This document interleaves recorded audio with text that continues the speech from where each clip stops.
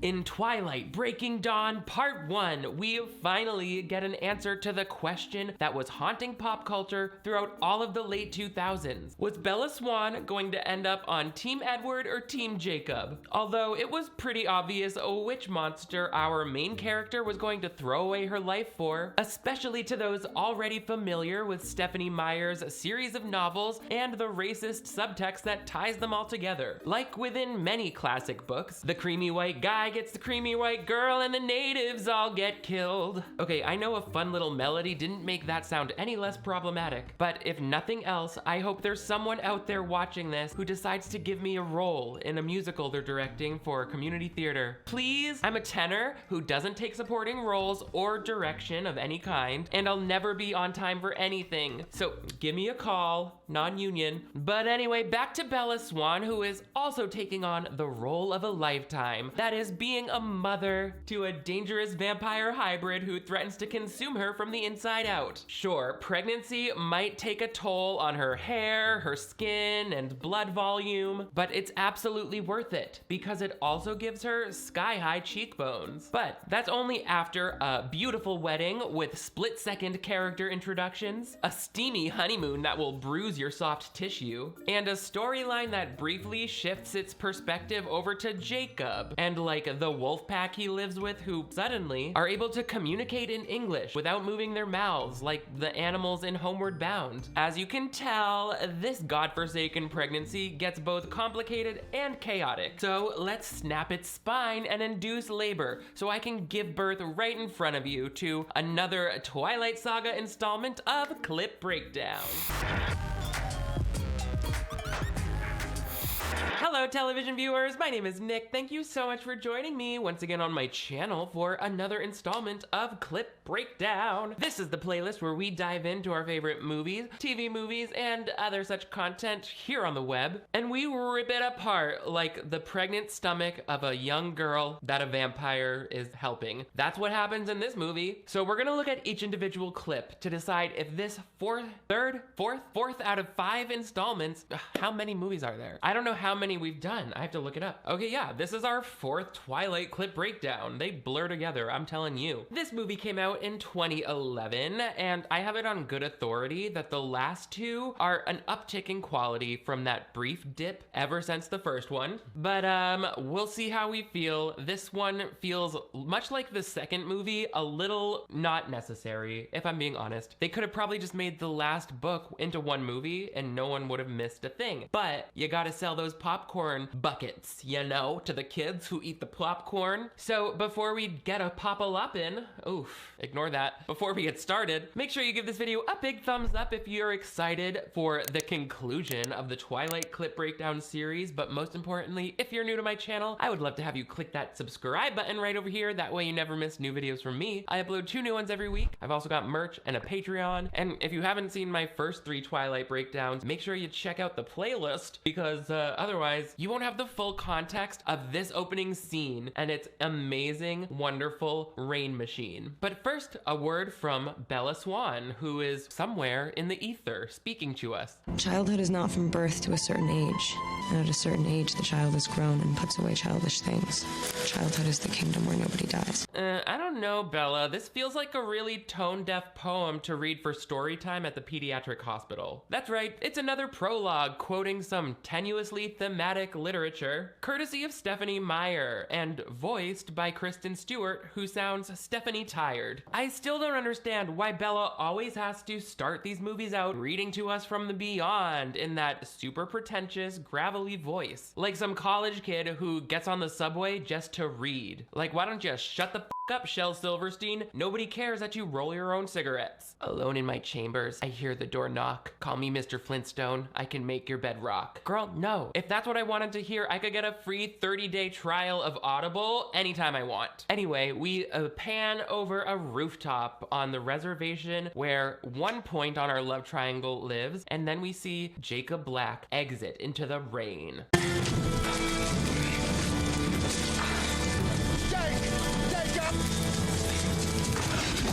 Wow, I bet Taylor Lautner had to train extensively to prepare for this movie, because it adds a surprising amount of weight when your cargo shorts are soaking wet. At least it did for me in first grade when I pissed my pants during the hay ride on a field trip. Thankfully, we were at a farm, so nobody noticed the smell all day. And that's how I got the same kind of skin rash that horses do. If I were an actor playing Jacob, I think by this point in the series, I would approach the producers and be like, so I noticed my character hasn't been able to enter or exit a scene in any sort of calm or normal speed yet in the last 3 movies. I would love to show some range other than just storming off from every location. But for Taylor, they were probably like, no, honey, we saw your screen test. I'm not sure you got it in you. That would require a little more subtlety than we've seen so far in this performance. People say that Taylor Lautner's career fell off after Twilight, and I think it's because we just didn't realize where his acting level was, because he's really good at being angry a lot. I'm not saying he's an angry person, but like, ugh, being like this, that's easy to be convincing at. There's not a whole lot of nuance there. Where you get the nuance is from the clever dialogue that we hear from our girl Alice. That's Edward Cullen's fake sister, who they kind of have sexual tension. Am I reading into that? Am I alone in that? You know there are fan fictions. Anyway, they're getting ready for Bella's big day. Oh, Red Bull, I want that. Just thinking it's a little much, you know? The dress and the shoes. Tomorrow will be perfect. Where do you want them, boss? Either side of the aisle.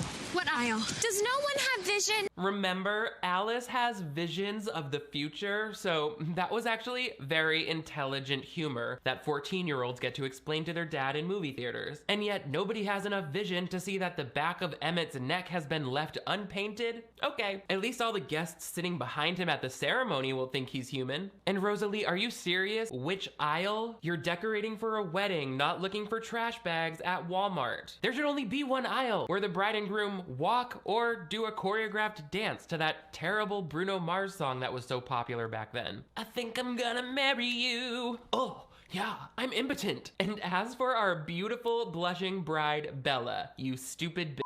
You think a dress and shoes are a little much? That kind of seems like the most standard part of this entire event. Why aren't you questioning the full-sized mossy tree trunks that are being placed in the middle of the aisle? Why was Rosalie's wedding inspo industrial logging? I gotta know. And yet, when she looks at Edward's face, pale British face, she remembers why she's going through all of this hoopla, even though she's not like other girls and doesn't need a fancy wedding. She would get married barefoot if she could, but she can't, because it's in the middle of the forest and she'll step on a venomous spider. You don't want lockjaw right before your wedding, sweetheart. You know why. Anyway, Bella hasn't spoken to Jacob in a while because I don't remember specifically at this point, but I'm assuming he turned into a wolf and ran off real quick. Oh yeah, we just saw that. He's not happy about the wedding, so she's looking at the dream catcher he gave her and she's like, aw. That's when Edward comes in and confides a secret. He wasn't always a vegetarian. And by vegetarian, I mean eating animal products, which I know is not what a vegetarian is, but we just gotta go with it. This was written for children. I wanted to know how it felt to hunt all the men I killed. Monsters, and so was I. Edward, they were all murderers. I feel like that first guy was just going to the concession stand for Milk Duds, or whatever the 1918 equivalent candy was with a racist sounding name, like a box of Goober Nutters, or Lazy Toms, or Segregation Sensations. That old-time society is so lucky that even before Edward was sucking on cows to survive, he still made sure to only murder potential criminals that he convicted guilty of heinous acts of unchivalry, such as walking too closely behind someone, not holding the door for a lady in a hoop skirt, or forgetting to tip the local paper boy and not getting his shoe shined on Sunday. I don't know what to think about the way Stephenie Meyer writes all of the men in her books, because I'm pretty sure so far, all 4 movies have implied that any non-vampire characters are either goofballs or sex criminals. Edward's like, I promise you, everyone I ever killed was a sick, disgusting individual. You see, they weren't being gentlemen. All right, Mr. Purity Ring, calm down. We get it. You ate a few guys at the movie theater. How do you even dispose of those bodies? Murder must have been very easy before forensics. You could be like, I don't know who did it, and the police would be like, all right, good day, Mr. Whiteface, you're free. We're still doing this whole song and dance of Edward trying to convince Bella to not be turned into a vampire after the wedding. I'm like, bro, do you really want to watch her turn 80 within like the blink of an eye of mortal time? Like, you gotta do it. You gotta do it. it. I know I can do this because you did. And hopefully a year from now, I'm gonna look in the mirror and see someone like you. Vampires can't see themselves in the mirror, dumb. So you should go look right now and see someone who could probably brush their hair a little better. And someone capable of courage and sacrifice and... Murder, I think, is the word you're looking for. Capable of murder, justified by the moral high roading of a vampire who hates rude people. And what is with these weird facial expressions? Did you get your cop dad's stun gun stuck inside your leggings again? You sound like you got electrocuted, and your hair looks like you got electrocuted, and it seems like you're trying to keep it a secret. You need to go to the doctor, though. I'm gonna tell you right now, ever since I started covering this franchise on my channel, I can't help but feel envious that Bella has such a beautiful, irresistible smelling blood. The whole Cullen family just wants to drink her up. I want my inside entrails to smell good. No, I don't think that's weird to say. Not relative to other stuff I've said on camera. I love getting complimented on the way that I smell, just like a touch. That makes me feel elevated and sophisticated and even prettier than Bella Swan. Back in college, I would wear this fragrance. I had a boyfriend at the time who loved it, and I gave him a pillowcase spritzed with it because I am fancy, but I'm not great with commitment, and I don't want to commit to a full-size bottle, and that's why I'm obsessed with the sponsor of today's video and longtime supporter of the channel, Scentbird. Scentbird! Scentbird! Scentbird is a subscription service, and they've totally changed how I and many others explore fragrances and develop a nose for different fragrance notes. So it's more than just like a luxury product for me now. It's actually a fun hobby. For just $17, Scentbird lets you try a new designer fragrance every month. You get to pick it too. It's not some rando sample. It's a very generous 30-day supply. And I'm not someone who can just buy a fragrance online without smelling it. Most full-size fragrances cost over $150, but they can be $300 to $500. They carry great fragrances marketed towards men, women, ones that are marketed as gender neutral. To me, all fragrance is gender neutral. It's a smell. And you don't have to know anything about fragrances to find the right one for you. You can just take their fragrance quiz, and then you can choose a Scentbird 30-day supply from very recognizable brands like Prada, Gucci, Versace, or explore your indie side with more underground options, Confessions of a Rebel, Heretic, and a lot more great new ones today, plus these amazing travel cases. These are now my favorite colors I've received. The clean white, olive, and maroon, perfect for the wintertime, as are the fragrances that I picked out this month. African Leather from Memo Paris. It's such a warm, spicy fragrance inspired by the continent of Africa. Cardamom, saffron, all mingling over leather. I also love Sexual Steel from Michael Germain. First of all, it's this icy blue color that I want to drink but won't. It feels like I'm in a fresh outdoor shower. Sexual Steel, and for 17 bucks a month, it's a sexual deal. And if you want something comforting and earth conscious, you have to check out Vanilla Embers by Yuso Vert. It has a soulful aura of upcycled turmeric root. Upcycled ingredients in fragrances are all the rage. They basically use byproducts from other industries. They layer this raw natural ingredient with Moroccan orange flower and of course vanilla bean. I could eat me like a bowl of ice cream. Again, I've said weirder things. Get over it. And get over to Scentbird and snag this deal. Make sure to use my code DORAMIO55 for 55% off at Scentbird. It's just a little over $7 for your first month. Available in the USA and Canada. Now, let me get some of this Sexual Steel on. That way I can sexually steal Edward Cullen's heart. Edward's fake brothers come and they're like, we're taking you to your bachelor party, which for a vampire means running through the forest and eating wolves. It's like at that point, why do you even have a bachelor party? Why do you even have a wedding? You're vampires. You are living outside of human norms. What good is getting married? It's like, what is that? You don't need the tax benefits, do they? But regardless, Bella drifts off to sleep and dreams of her special day like many young girls.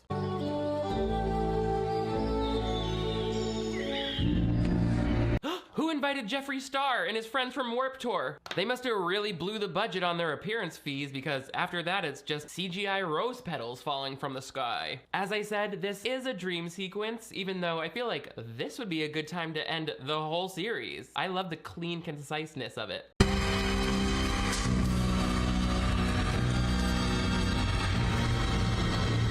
Don't worry about it, Bella. Your friends and family were kind of rude for wearing all white to your wedding. I would probably feel the need to slit their throats and stack their bodies too. Oh my god, listen, I sound like such a bridezilla. I'll be the first to admit it. It's not gonna be fun to marry me. The next morning, Bella is, God bless, what's her name? Not Rosalie, but the other one, Alice. She like single-handedly planned this whole wedding, and now she's the makeup artist. Rosalie comes in, and although she doesn't agree with anything that's going on regarding Bella turning herself vampiric, she does agree to do her hair. And then Bella's parents come in. They're divorced, but they still have a fine relationship. I mean, Charlie calls Bella's mom old here, but other than that, they're happy for her, getting married at the tender young age of still a teenager. The rest of the people watching the wedding, however, have opinions about it. I think Bella's gonna be showing. Jess, she is not pregnant. Okay, most gets married at 18.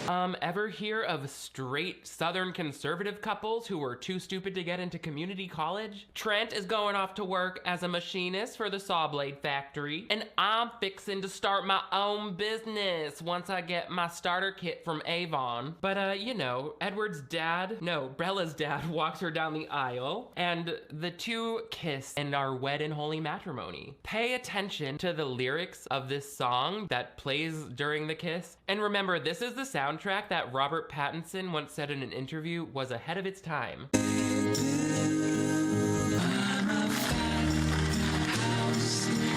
What in the indie playlist? What kind of coffee house arsonist? This song is called Flightless Bird American Mouth by Iron and Wine. And although I can't explain it, I feel in my bones that this song's inclusion in Twilight is based entirely on the popularity of Tumblr at the time. Those girls with the huge hats would just absolutely love ruining a nice moment like this with an ironically touching song about now I'm a fat house cat. Interestingly, all of the songs in Breaking Dawn Part 1 were recorded originally for the movie. Even this one, which was already an existing song, they made a new version. I believe the original was a little more up-tempo, and it went like this. Now I'm a big fat p***y and I shit in a box, about to marry Edward Cullen and we'll f*** a lot. We're getting married in my yard, shutting down the block. He said my game's cold and he's one to talk. I just love a wedding.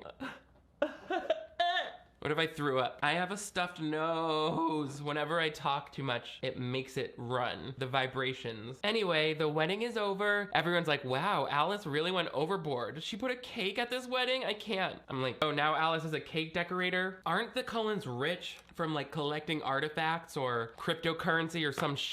Why wouldn't they just hire a party planner? Whatever. I guess they have tons of time on their hands. Have you heard from him? I'm sure Jake wishes you the best. Well, I plan on getting drunk. That's a problem he should probably address. Charlie still seems to be drinking a tall can of beer, or in this case, champagne, throughout every scene of every movie so far. Just be careful, Officer Budweiser. In my experience, that's a surefire way to up your job at the beauty counter inside Macy's. Not to be judgmental, but sometimes Bella seems a little dim. Why would Jacob come to see you get married to someone who is not only his high school romance rival, but also on the opposite side of an age-old blood feud between two paranormal species? When he got your RSVP card and immediately ripped off his shirt and ran into the damp woods, that meant no. That was an RSVP in the negative. Ever since 2 movies ago, when I heard that these 2 kids were engaged, I was excited to see Edward Cullen's extended family. Unfortunately, it's not nearly as exciting as I wanted, but I'll take what I can get with these 2. And these are our cousins from Alaska, Tanya, Kate. We've heard so much about you. It baffles me that Bella Swan is the only person in all of Forks, Washington, and I guess human history, to correctly figure out that vampires walk among us. Like, she was the only person in the whole school who put it together when the Cullens are known for being pale, cold, and avoidant of sunlight. Now these Alaskan cousins basically floated into the room with hypnotic eyes and the smell of blood on their breath. And everyone's like, oh cool, Alaska. Like, what are you all not putting together? These are vampires. Edward is standing there like, oh yeah, these are our normal human cousins, Hilda Snow Witch and Blizzardina Succubus. And they're like, hello Bella, I learned about your past, present, and future when I looked into my winter crystal. And my wedding gift to you is a mystical snowstorm. Also, based on Stephenie Meyer's track record, this is probably what she thinks real native Alaskan people look like. Full on Swedish. One of these girls, the cousins, sees some member of the wolf pack. I forget the young one's name. The youngest wolf ever. I don't know. And they're like, he's the one who killed Laurent. Laurent was that vampire from the evil trio who are now all dead. He was the one with dreadlocks, and Edward's like, Laurent was trying to kill Bella. And this lady's like, I don't believe it. It's like, why would they lie about that? He was approaching her menacingly. So the wolves ripped him apart. Bella has been on like everyone's list since the day she started Edward. Not yet. They haven't done that yet. Mentally, though, she's wanted to. She thrusted her panties against him once. Everyone gives their speeches. It's super hilarious. Edward's mom and Bella's mom look very similar. The only difference is Bella's mom has crazy town hair. Oh, and then as everyone's dancing after the wedding, here comes Jacob, transfiguring from Wolf Town into human boy to, I guess, congratulate Bella and also get mad at her when he realizes, like, she hasn't been turned into a vampire yet because she's waiting till after the honeymoon so that she can have sex like a human being. I'm like, that's a lot of info for this guy you rejected, but do you? What, while you're still human? No, you can't do this. Jake. Calm down, man. Are you out of your mind? Huh? You'll kill her!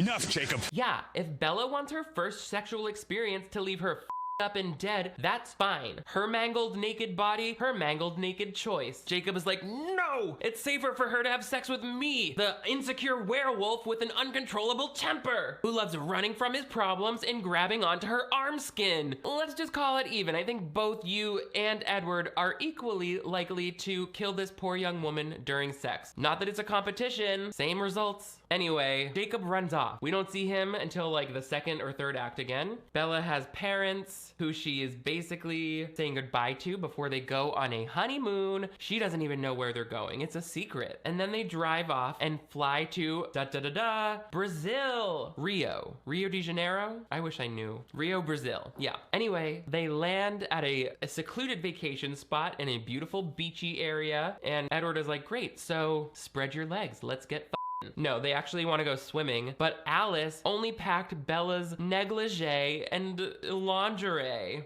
You let this woman pack for you too? Come on, take some initiative, girl. So anyway, Edward is waiting for her to go swimming, and in a desperate attempt to justify this movie's existence and make it 2 full hours long, Bella starts preparing her body for intercourse, starting with the most important part, the mouth.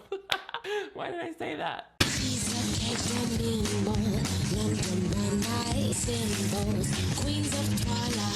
I don't want it to sound like I'm picking on Bella, but she's making me do it by holding that toothbrush in such a weird way. Why do you even care what your mouth smells like when you're about to have sex with your husband who is a literal monster? Edward is in the other room right now drinking the fluid out of a dead possum with ice cold skin and a dick so frigid it's gonna give you brain freeze. What lengths is he willing to go for to ensure your comfort during sex? That's what I want to know. If I ever marry a vampire, he better have a holy cross shoved up his before he comes anywhere near me. There's no lore saying that will do anything to protect me, but that was my Nana's cross, and it will make it really special for me. So, with no bathing suit until later when she has one suddenly, Bella goes into the water. Isn't he ice cold? I would be like, don't touch my nipples. Anyway, they go into the bedroom after that. This whole thing flies by, and they have sex apparently. They really had to cut down this scene from what it was and from what they kind of showed in the trailer because they were gonna get an R rating. So it kind of just flashes forward to Bella waking up and the room is destroyed in a way that you would think, like, was he chimpanzee jungle gymming through the whole curtain rod area? Like, what is that? But the headboard wasn't the only thing that got destroyed. How badly are you hurt? What? No, Bella, look. Bella, I can't tell you how sorry I am. No, that's not your fault. That's just my stage 5 liver disease. Come on, don't take this away from me, Edward. You said we could try doggy style today. My first thought when seeing that is, wow, why was Edward gripping Bella's arms like bike handles during sex? And how come she couldn't feel it? Edward doesn't want to touch her now, but I'm like, they could still be intimate, just in a hands-free sort of way, like they do in Europe, probably. But then I realized, like, if just the pressure of his fingertips leaves Bella with those dark gray bruises, then her pubic mound must be more swollen and tender than a wet sponge right now. She must have a shattered pelvis and tubes that are tangled up like Christmas lights. I'm serious. Edward made that solid oak canopy bed collapse. How am I to believe that he preserved the structural integrity of that frail girl's ribcage? It also doesn't make sense. Jacob was like, your sex will kill her. And it like didn't. It just hurt her a lot, but not even that much. She's like, come on, let's do it again. Harder, pierce me with your penis. But Edward wants to distract her so that they don't have to have sex again, I guess forever. And so they play chess, which is supposed to look like the cover of the book. They, I don't know, swim in a river, play chess, sit on a blanket, play chess, and then they have sex again. Meanwhile, another dream sequence. Maybe they'll say she was in a car crash or tripped and fell off a cliff. At least I'll get one thing out of it. Why does Jacob feel like he should get anything out of a tragic situation, like some girl he's friends with being to death? That was such a weird thing to say, Jacob. Why are you smiling like that? Pull it together, Jacob. I'm sorry that you don't get to be the one who accidentally kills Bella on her honeymoon and make it look like she fell off a cliff. You're right. You deserve it. Just keep shaking people randomly when they don't give you what you want. Jacob is talking to his sister. What's her name? Sue? I don't know. I'm too congested to think of it. Either way, she really wants to imprint on somebody because she sees these other imprinted wolves and she's like, I want a wolf to have dog sex with me. Meanwhile, back at the villa, we learn that Edward speaks Portuguese. Nossa. She's native to Kona. They have legends about blood-drinking demons who prey on beautiful women. Yeah, vampires, Edward. Obviously, we have the same exact legends in our culture. It doesn't mean that grown adults just automatically believe that they're true. Is it just me, or does Stephenie Meyer seem to imply that any non-white, non-English speaking people are the only ones simple or gullible enough to actually believe that monsters and magic are real? And it doesn't even matter if they know vampires are real, because the white people just discredit or don't understand them. Like, she didn't invent the stereotype of the superstitious natives or the wise maid, or even this sort of like abuela stereotype because this woman gives advice to them later. Those are common tropes in movies, but damn, if Stephenie Meyer didn't cash in on it by centering her story around that whole thing. Think of all of the like horror movies or sitcoms or TV shows where all of a sudden the housekeeper comes in and is like, oh, the mystical amulet. My abuela told me stories about that. And then they like give all of this exposition by retelling their native wisdom. It's a thing. It's too much of a thing. Like, first of all, just because they're from a different culture doesn't mean they are any more prone to believe in non-existent things than we are. In fact, Christianity is all over the world, and that's some garbledy-gook. Anyway, Bella makes some chicken, some really nasty looking chicken, and instantly throws up. And that's how she finds out she's pregnant. Not just regular pregnant, super speedy pregnant. She's already showing a little bit. So she calls her parents and tells them like, I'm deathly ill, so I'm gonna stay here for a while longer. And they're like, okay. I would be like, are you human trafficking yourself right now? Just be honest. The housekeeper comes in and surprise is like, I know what to do, and like gives them some sort of information. No, just like helps them get out of town, I guess. Edward packs them up and they go home. It's 2 weeks later and Jacob shows up at Bella's house, finding out that even Charlie, her dad, is like, she hasn't come back, she's sick now and whatever. I would be calling Interpol if my daughter didn't come home from her honeymoon for 2 weeks. Like, you barely know Edward and he's a little weird based on his teeth. I would be like, Dateline, I've got a great story for you. How much do you want to offer me to make me famous? I would not be a good parent. I'm realizing as I go through this. Also, if your child was missing for that long and her new husband's family lives just down the street, why did he never go and visit their house to be like, can we talk about where they are? Jacob's the first one to think about it. He storms off, as he's prone to do, to the Cullen household, and he finds out that the whole 2 weeks, Bella's been upstairs. And she looks a little different. You look terrible. Yeah. Bella, tell me you didn't cave in and get that surgery to have your buccal fat removed. Please tell me you're just chronically ill. I'm almost as troubled by Bella's massive weight loss as the fact that apparently at some point during the day she said, ow, no, my vampire baby is absorbing my blood cells from inside the uterus. Edward, get me my MAC eyeshadow single in the shade taupe. What is it with movies when someone is sick that they just like literally apply brown eyeshadow? Like, it's a very beautiful way to have your eyes sunken in. Also, I don't know that this is a prosthetic they use to make her cheeks look so hollow. I think it might have just been CGI because it can look real fake if not done properly. And do you remember that girl with the scratched face from the werewolf town? She had makeup looking like rubber cement. She looked like she got hit by a tire. I'm so polite. Anyway, everyone gather around so we can talk about Bella and what we're gonna do with her body. Why haven't you done anything? Take it out of her. All this fighting isn't good for Bella. The fetus isn't good for Bella.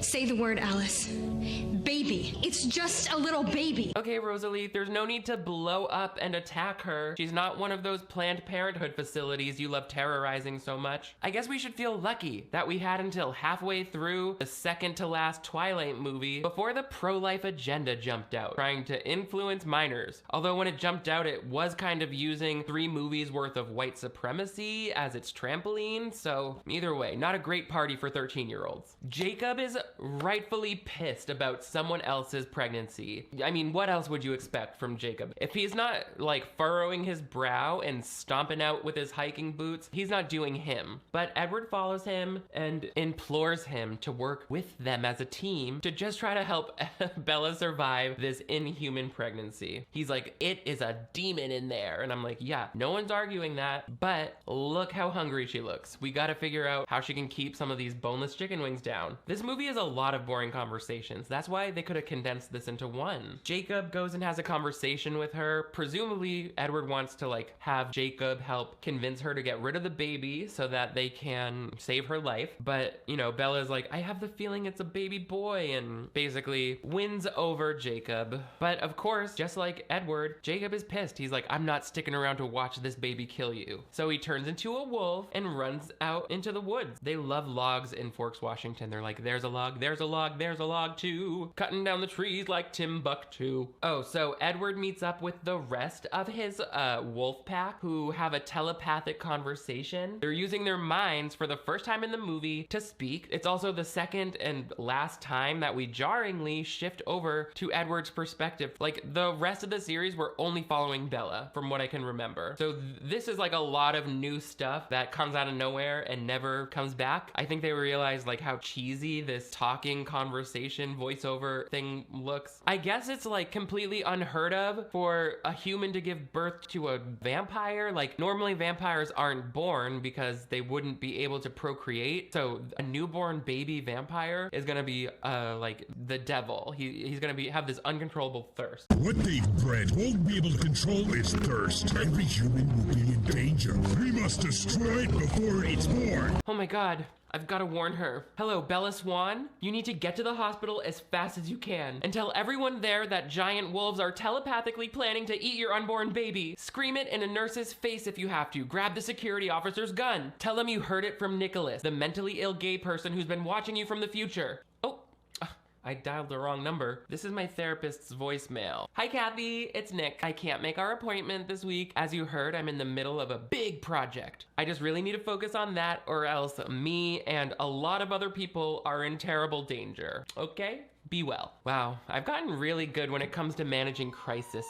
Do you hear sirens? Obviously, Jacob is not on board with killing Bella and her unborn baby, so he basically defects from the tribe. And the Wolfpack tribe, you know, paying reverence to the native people of this land by calling them monsters who want to kill babies. Anyway, the young kid, what's his name? Johnny Wolf? I don't know what his name is. He sucks. But either way, the sister comes along too. And Jacob is like, I work alone. Both of you leave. And they're like, no, we literally don't want to. We don't believe in Seth, the leader of the tribe. And Jacob's whole thing is like, I'm the son of a chief. I don't follow anyone. And I'm going to protect that baby. So like, there's infighting going on. But they'd agree to keep watch on the house. And Jacob goes and warns the family that like, trouble times. Your unborn baby means peace is over. At this point, there's a lot going on. How am I supposed to remember that there was a truce in the first place? Like, this is all feels new to me, and yet at the same time, very old and boring. So many conversations in a cozy living room. We won't be the ones to break the treaty. The treaty is void, at least in Sam's mind. No one's hunted for weeks.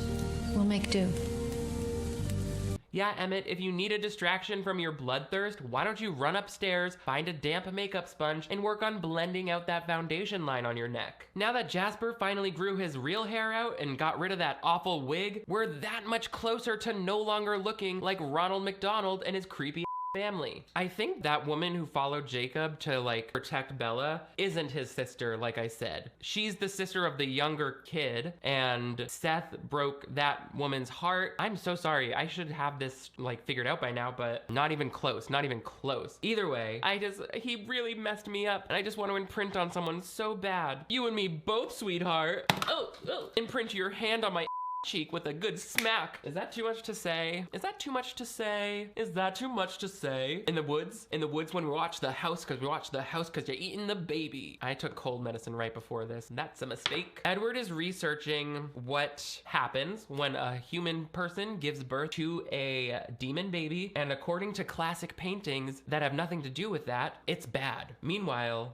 the truce is off. Like, Jacob and friends don't really trust the mom of the Twilight family, but she still gives them perfectly parchment wrapped sandwiches. You never say no to a free sandwich, okay? She did her whole face, put on her Lancome lipstick to come out and hand you that. You take it and you eat it with gratitude. Anyway, Carlisle, the patriarch of the Cullen family, who, if you'll remember, is the town doctor who works in the hospital, but also apparently doesn't go there anymore. I don't know what everyone's day jobs I don't know what happened to them. Their full-time job is worrying about Bella. He basically is like, there's no way we're gonna be able to safely deliver this baby without you dying. Like, this baby will kill you before you are able to give birth. And Bella's like, you know what? That's a chance I'm willing to take. Carlisle's like, there is no chance. That's what I just said. You're gonna die if you don't let us help you. And she's like, that's right. Let's roll the dice. Obviously, this makes Edward inordinately angry. He's always angry at Bella for her personal actions. But in this case, he's like, I'm gonna come over there and smack your pregnant face if you don't let us not let you die. It's not his fault. I mean, you have to accept what is. Because you've given me no choice! You've decided to leave me. Yeah, so selfish of her to keep her baby. Why can't she be considerate like you were a few movies ago when you pretended to hate her and then disappeared for weeks by running off to Italy to hang out with Dakota Fanning? Also, I'm just curious, was this universe-altering Antichrist pregnancy completely unavoidable? Edward's like, you gave me no choice. It's like I told you during our honeymoon. Vampires are allergic to condoms and only whores take birth control pills. Don't you see, Bella? Dying from this high-risk pregnancy is equally as rude as not letting me shoot my vampire sperm into you in Brazil. Oh, damn. I just realized. Kathy, so sorry. I forgot to hang up on the voicemail recording. Best wishes. Okay. The proprietary nature of Edward and Bella's relationship, even after they're married and have had sex, like she doesn't want Edward to see her naked just because what, she's CGI skinny? She's also freezing to death, which in front of the whole family, Jacob is like, I'll help, and like curls up on top of her. There's a fireplace, my dude. You don't have to lay on top of someone else's wife in front of his dad. You might not remember it because it hasn't come up once yet throughout this entire movie, but Edward can read the minds of every single person around him except Bella, and he reads a sarcastic comment thought of by Jacob that like, oh, the baby is probably kicking her from the inside because it's hungry for blood.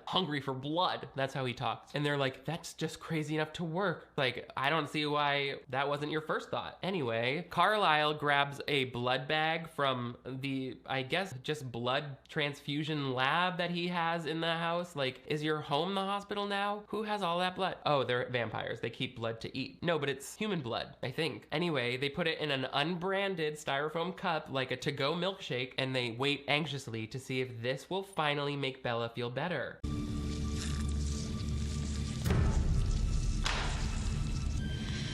Tastes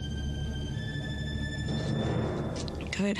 That's the dying engine of my Prius when I let my dad put new motor oil in it every 5 years. It's like, I think I'll make it. one more grocery store run. So Bella quickly gets a spring in her step once again because she's eating that blood, and the baby's like, O positive, O negative, A, B positive, give me it all. I'm a universal receiver. Bella calls her dad and he's like, you sound much better. Are you alive still? Is this a recording? Did they use AI to mimic your voice and you've actually been dead for long, long times? She's like, no, I am. I'm much healthier, and now I'm going to a Swedish spa for another length of time. It's like, sweetheart, you should have just faked your own death. You know you're a vampire now. You have to never see them again. That was the whole conflict last movie that you so cavalierly decide. She said goodbye to her mother. Like, she was like, this is the last time I'm gonna see her. But then she was like, I'm getting married. Come back out. What is the truth? Why don't your parents never see you again? That's what I want to know, Bella. So Bella's sitting there, ballerina skinny. That's not a compliment. It looks painful in the jawbones. And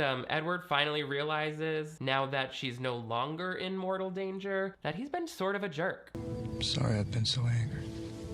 When? Just now? Or every minute for every possible reason since the day the two of you met? Edward, have you not realized that brooding is the word people use when they want to call you an asshole, but they're afraid you'll punch them? Anyway, it doesn't matter because you've decided to change instantly and permanently. Now that's how you end the cycle of abuse and flip it and reverse it. I'm still amazed by how fast this vampire pregnancy is progressing. Bella hasn't even had her baby yet and she's already got a mom ponytail. Fascinating new discovery. The baby is so far developed that Edward can read its mind and its thought. He's like, the baby likes our voices. And they like touch the stomach. At this point, Bella has drank Carlisle's blood bank dry, so he needs to go out and replenish his blood transfusion stock. I guess he can just access the black market without a problem. They also, all the Cullens need to feed on animal blood, and Jacob's like, the second you go out there, you'll be slaughtered. And he's like, I know what I have to do. So he goes out into the woods and lures out the rest of the wolves, basically chases them off so that Carlisle can go get supplies, from what I can tell. And so it's a success. He comes back and Bella's like, yay, here are my baby names of choice. If it's a boy, EJ. Edward Jacob.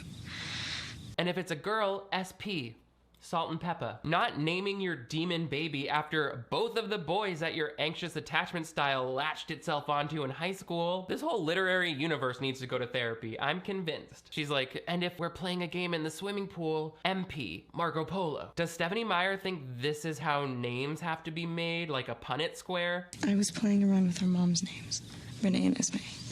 And I was thinking, Renesmee. Seriously, not every name is a combination of two other names. How about we let Bella have a quick nap before we write that down in pen on the birth certificate, yeah? She's like, no, I'm sure of it. I want to name the baby after my two favorite foods, pecan-crusted chicken bubblegum ice cream. All right, let her do it. Meanwhile, have your cup of styrofoam blood, sweetheart. This is the second time in the franchise where Bella stupidly drops some sort of blood on the carpet. Like, sweetheart, we know you're clumsy, but you're surrounded by vampires. Let's be a little less careless. But it's not the Cullens who want to go after this blood right now. It's baby Punnett Square pecan crusted chicken ice cream.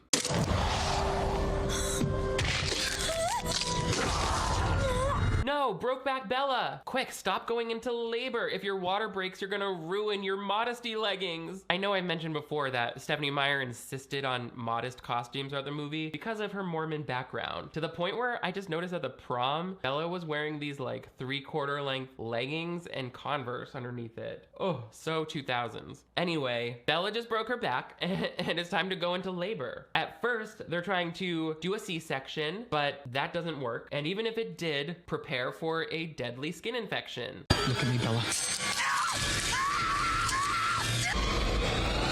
You know what, Rosalie? I'm not in the mood for turkey this Thanksgiving. Looks a little undercooked anyway. Great job springing into action so quickly. You can always put on surgical gloves after creating a gaping incision inside someone's abdominal wall. Hey, Jacob, you've been rolling in wolf day. Can you come over and hold the skin flaps open for us? Thanks. So according to the book, and I didn't really catch this in the movie, but it was intentionally left ambiguous, the director Bill Condon chose not to show Edward ripping Bella's body open with his teeth during childbirth because he felt it was more effective having the audience experience it through sound effects with Robert Pattinson out of screen. And it also left something special, a little Easter egg for the people who read the book. Only they know that he's using his teeth to bite into Bella's stomach? Like, really? You thought it was more powerful with sound effects? Or were you just not ready to show Robert Pattinson bite into the pregnant stomach of Kristen Stewart? You couldn't have her thrusting against him without an R rating. How would you show that? Seems like since this is the kind of movie that little girls went to for their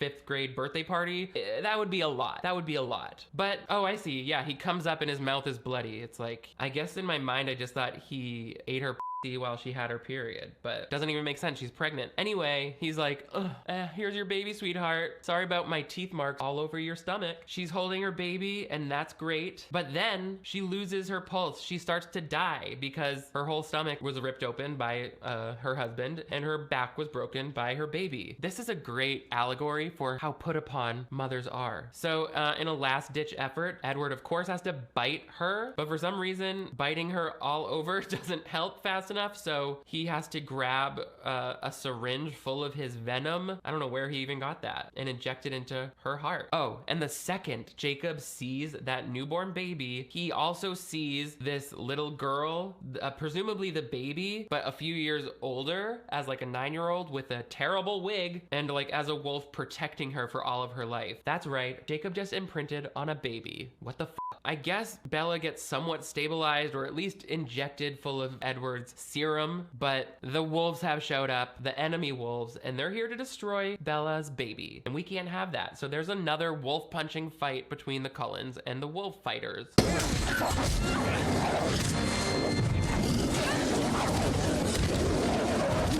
Can we get some outdoor lighting? I can no longer tell if I'm watching the wolf vs. vampire fight or some of those hairy guys who take human growth hormones and have group sex at circuit parties. Ooh, I hope it's the werewolf fight because those steroid guys always yell at me when I get caught watching them from the woods. After all of the Cullens punch the wolves, I guess they like run away. How does that end? Jacob like yells at them. We know, Jacob, you love to yell. Oh, they realize that Jacob has imprinted on the baby, and that's their most absolute rule. The wolves cannot kill anyone that one of their own kind has imprinted on. So Jacob's creepy crush saves the day. How is that their most absolute rule? I feel like they, first of all, have so many new things every movie where they're like, that's the one thing that we always know. And it's like, well, then you never said it. You never said it. Regardless, we avoid baby murder for now. When the sun comes up and Bella still seems pretty unconscious or unresponsive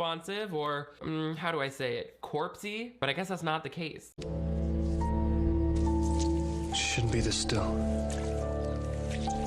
It's the morphine. Oh, thank God. Relax, everyone. Dr. Carlisle says she's not dead. He's just given her so much morphine that her heart has stopped working and her brain has stopped functioning. The best thing we can do for her now is clean her up, put her in a dress, paint her face, have an open casket funeral, and bury her in the ground forever. But again, she's not dead. Carlisle said he's never lost a patient. Although, based on that description, I feel like that might be a technicality and he just refuses to sign death certificates. But still, let's just let her rest here for a while and see if she starts to rot in a few hours. Scrabble, anyone? Scrabble? They put her withered tiny body. Yeah, this is the second time Alice does her makeup. I'm like, girl, just go to beauty school. You owe it to yourself. And everyone's waiting around to see if the vampire resurrection thing happens. I'm like, I thought it was pretty instant from the other movies, but anyway, let's see. I wonder if she'll be okay with one full movie to go.